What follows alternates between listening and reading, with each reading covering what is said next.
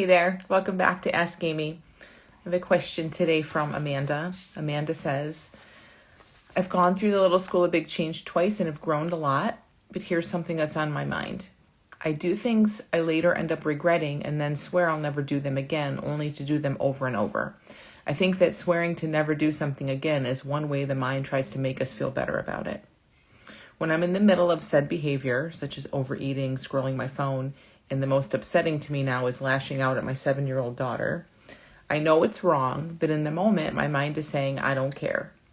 Today, I was compelled to write because I watched a video of our in-home camera, and I was horrified at the way I was speaking to my daughter, saying how annoying she was and for her to stop talking and leave me alone because I really needed to work.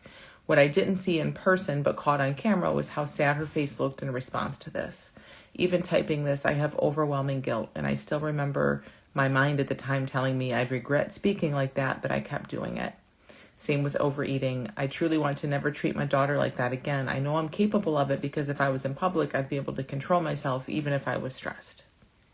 Okay, so thank you for sending this, Amanda, and I'm so glad you expressed this so honestly because I do think this is going to help a lot of people. You're not alone in this, and I totally get like the guilt and the bad, the confusion even because you do know better. It's like as it's happening, your mind is saying you're going to regret this, don't do it. And I think everybody can relate to that in their own way.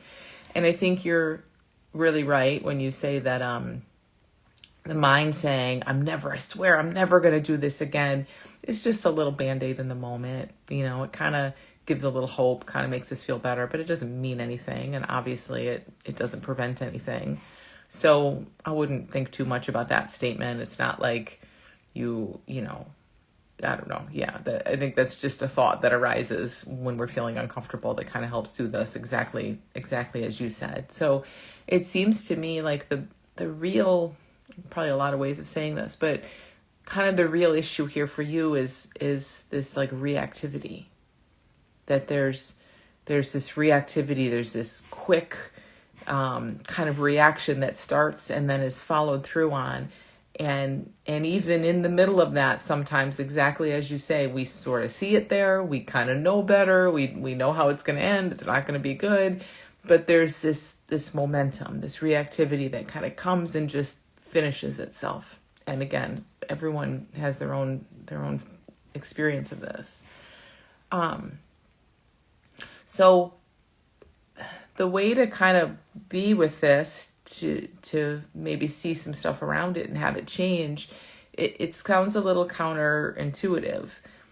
We might think, I'm getting so wrapped up in these feelings and emotions and then acting them out, and it might seem like we need distance. But what I want you to kind of consider is that actually the opposite is what we want to do to kind of start to break up this reactivity, which is not distance. It's being like more in exactly what's showing up. You in an intentional way, being in what's arising, exploring it, being super curious about it, watching it, and not in these moments. Obviously, that's going to be harder in these moments when it's like all of a sudden super reactive. But you can for sure experiment with this in a in a way that'll be so helpful to prevent those really like 0 to 100 moments. So what that might look like is again, like just having this really open stance of like super curiosity and moving toward what's arising rather than moving away from it. And I'm not suggesting that you're like thinking about it and moving away from it on purpose, and again, I know this sounds a little counterintuitive, but when this kind of reactivity happens, often what's going on some level is it's like, don't want to feel this, don't want to feel this, don't want to feel this. And then bam, you can't resist it any longer. So you're feeling it. So you check and see. This for sure happens around eating behaviors and other habits and yelling at our kids and all of that, where it's like, we totally know. It's like, no, don't do this. And that might not even be happening on a conscious level, but it's like you're feeling all this really quickly. There's more thought coming in, pushing it away. No, just get through, blah, blah, blah. And then before you know it, it just feels like it's just off the charts and unavoidable, exactly as you describe. So you can kind of get a sense of how, interesting. it almost feels like I want to get away from my experience and get some room, but the attempts to get away and get some room are sort of the issue. That's a pushing it away in a sense, and that's what's kind of maybe behind what you're experiencing. So I want to take the opposite approach. You want to be in this. And again, I'm not suggesting you start when you're already at 100, because that's not going to do anything, but you start now. Start right now. And in your everyday life, you're just kind of in the body more, feeling like, oh, what's going on here? Just feeling the energy that's there.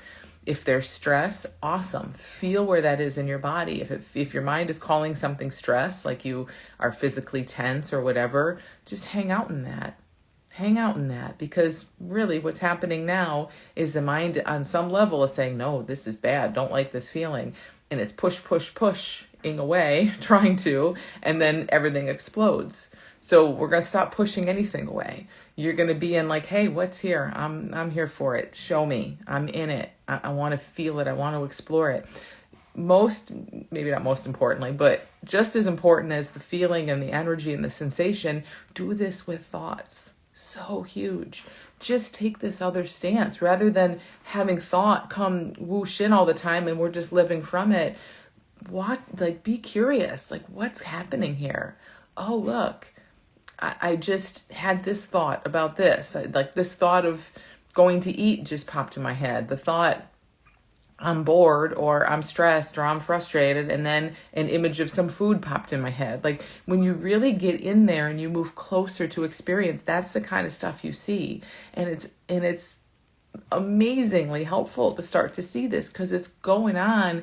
It's just being so abstracted and just taken as truth. We're just living in all these shadows as if they're reality, because we're not used to looking in this way. We're not used to moving closer. So when you move closer and you notice, oh, there was a little sensation in my stomach, then my mind said I'm frustrated, then my mind showed me some chocolate, and before I know it, I'm walking to chocolate. You're seeing the production play out. Same with your daughter, same with everything. No, and this doesn't happen instantly, but I'm telling you, if you can kind of start again now, whatever that means, like when you're not feeling super, super bad and you're just curious, like watching how thought comes in, what does it say about things? Not to get in the content of it, but to watch the production. Watch the production from backstage and from a vantage point you don't often have. Then you're kind of seeing all this play out. In the process of that, you're more and more inexperienced. You're comfortable with it. You're not pushing it away. And so it doesn't need to go from 0 to 100 and then explode all over the place, because you're in it the whole way through. So I hope that helps. I know it's just a very kind of high level pointer, but play with that a little bit and see. And again, let this be counterintuitive, because everything might be saying, oh no, my experience is so big, I need to manage it, I need to get some distance from it. No, that's what's already trying to happen, and unsuccessfully. If anything, we want to take that opposite approach and move right into it and be in it with this wonder and curiosity, and like watching it play out and create your life from backstage, which is just so illuminating, so different. It just shows, it reveals things that are so different than how we normally take them to be. So thank you again, Amanda, for sending this question. I'm really glad you did. I hope it helps a lot of people, because I know it's super relatable. Send your questions to askamy@thelittleschoolofbigchange.com, and I'll see you next week. Thanks, everyone.